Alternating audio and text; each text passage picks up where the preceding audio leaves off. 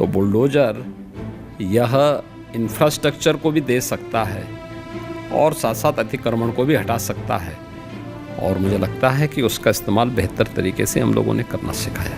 और यूपी जो भी कार्यक्रम करता है टू द गाइडलाइन तय करता है, और यूपी ने जो प्रोसीडिंग अपनाई थी, माननीय उच्चतम न्यायालय ने इस बात को कहा था कि यूपी के इसी प्रकार की प्रक्रिया को अन्य राज्यों को भी अपनाना चाहिए। देखिए, उपलब्धि नहीं है, ये यहाँ की आवश्यकता थी, और उस आवश्यकता के अनुरूप हम लोगों को जो आवश्यक लगा, आज भी हम लोग कहीं अतिक्रमण होता है तो उसको खाली कराने के लिए उसी का इस्तेमाल होता है।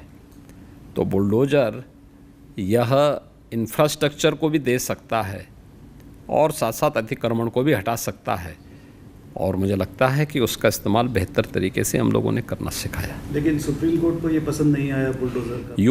यूपी के मामले में माननीय उच्चतम न्यायालय ने उसको अप्रिशिएट किया, यूपी ने जो चीज़ें तय की थी, और यूपी जो भी कार्यक्रम करता है टू द गाइडलाइन तय करता है, और यूपी ने जो प्रोसीडिंग अपनाई थी, माननीय उच्चतम न्यायालय ने इस बात को कहा था कि यूपी के इसी प्रकार की प्रक्रिया को अन्य राज्यों को भी अपनाना चाहिए। एक मामले में नोटिस दिया गया है सुप्रीम कोर्ट द्वारा, यूपी गवर्नमेंट को नोटिस पहुंचा था। नहीं, ऐसा कोई यूपी का मामला नहीं था। यूपी से जुड़े हुए मामले थे भी नहीं है।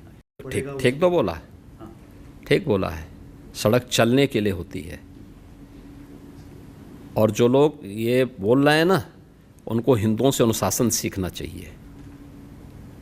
66 करोड़ लोग प्रयागराज में आए, देश की आधी जनता, और 66 करोड़ लोग, कहीं कोई लूटपाट नहीं, कहीं कोई आगजनी नहीं, कहीं कोई छेड़खानी नहीं, कहीं कोई तोड़फोड़ नहीं, कहीं पे कोई अपहरण नहीं। ये होती है अनुशासन, यह है धार्मिक अनुशासन। श्रद्धा भाव के साथ आए, महास्नान में भागीदार बने, फिर अपने गंतव्य की तरफ चले गए। पर्व और त्यौहार या कोई इस प्रकार के कार्यक्रम उच्छृंखलता और उदंडता करने के माध्यम नहीं बनने चाहिए। अगर आपको सुविधा चाहिए तो उस अनुशासन को भी मानना सीखिए। आप मुझे बताइए, आप तुलना कर रहे हैं कांवड़ यात्रा की। कांवड़ यात्रा हरिद्वार से लेकर के और गाजियाबाद तक या उन क्षेत्रों में जाती है तो सड़क पे ही चलेगी। क्या हमने किसी परंपरागत मुस्लिम जुलूस को कभी रोका? कभी नहीं रोका। मुहर्रम के जुलूस निकलते हैं। हाँ, ये जरूर कहा कि भाई ताजिया की साइज थोड़ा छोटा करिए, इसलिए करिए क्योंकि तुम्हारी सुरक्षा के लिए हाई टेंशन तार होंगे, हाई टेंशन तार बदलेंगे नहीं तुम्हारे लिए, उसके साइज कम करो, क्योंकि हाई टेंशन की चपेट में आओगे मर जाओगे। और यही होता है। कांवड़ यात्रा में भी कई लोग, कांवड़ यात्रियों में भी उनको बोला जाता है डीजे की साइज छोटा करो, और जो नहीं करता उसमें हम लोग सख्ती करते हैं। कानून तो सबके लिए बराबर लागू किया जा रहा है, तो आप कैसे तुलना कर दे रहे हैं फिर उसको? ईद में कौन सा प्रदर्शन करेंगे? आप घंटों सड़क जाम करेंगे नमाज पढ़ने के नाम पे, और नमाज पढ़ने की जगह आपके ईदगाह होगा, आपका मस्जिद होगा, सड़क नहीं हो सकती है। और इसके लिए अगर बोला जा रहा है, आप मानेंगे नहीं तो ठीक तो कहा कि आप उदंडता करेंगे। पथराव जो वहाँ पे हुआ वो दो मुस्लिम पक्षों में पथराव हुआ है, हिंदू पक्ष उसमें कहीं भी नहीं है, प्रशासन कहीं भी नहीं है। प्रशासन तो बीच बचाव के लिए गया। हर अच्छे कार्य का विरोध होता है, वैसे ही वक्फ संशोधन विधेयक पर भी ये हो हल्ला हो रहा है।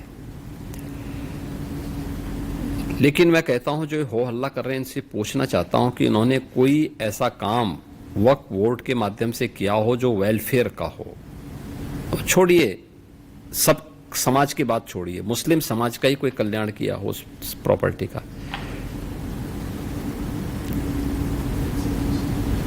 ये व्यक्तिगत स्वार्थ का ये अड्डे बने हुए हैं। चंद लोगों के लिए लूट खसोट के अड्डे बने हुए हैं। किसी भी सरकारी प्रॉपर्टी पर जबरन काबिज करने का एक माध्यम बना हुआ है।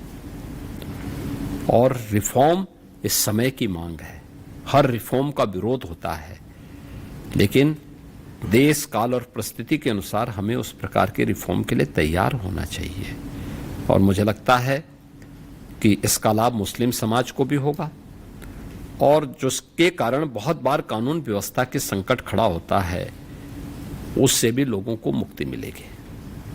तो आपको ये लगता है कि मुस्लिम समाज किसी तरह से अपने ही उसमें जकड़ा हुआ है कि उसके अपने लोग समाज को आगे बढ़ने की अनुमति नहीं दे? हम ये कहते हैं ना, आप हिंदू मठ मंदिर को देखते होंगे, देख रहे हैं, अपने जो भी सीमित साधन है उससे वह हर प्रकार के वेलफेयर के काम को करता है। साधन सीमित हैं, गवर्नमेंट के सपोर्ट कम, बहुत कम सपोर्ट, ना के बराबर सपोर्ट है, लेकिन वह स्कूल भी चलाता है, गौशाला भी चलाता है, संस्कृत पाठशाला भी चलाता है, यज्ञशाला भी चलाता है, अन्नपूर्णा यानी अन्न क्षेत्र भी चलाता है, मेडिकल कॉलेजेस भी चलाते हैं, वहाँ पे हॉस्पिटल भी चलाते हैं और भी अन्य तमाम अच्छे इंस्टीट्यूशंस संचालित करते हैं।